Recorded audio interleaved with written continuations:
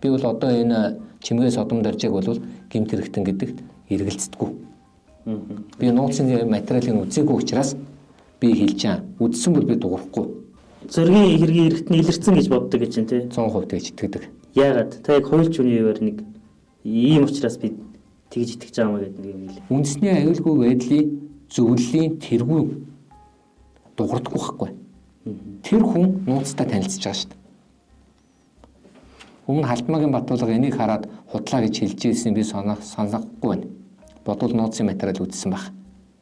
Бодвол энэ одоогийн хөрөлсөг ерөнхийлөгч бас харсан байх гэж бодож байна. Тэгэхээр би бол хараагүй.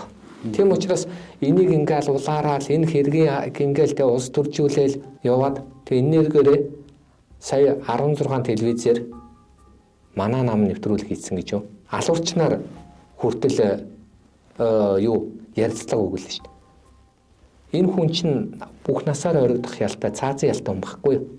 Цаазын ялтай хүнээр телевизийн нэвтрүүлэгт оруулж яриулж болохгүй шүү дээ. Тэр ийм юм хүртэл ингэж явж байгаа гэхээр алуурчд нэг юм билүү гэдэг таамаглал төрдөг байхгүй. Тэ. Хой хүний үед итгэж үнэмшдэг алуурчин гэдэгт нь.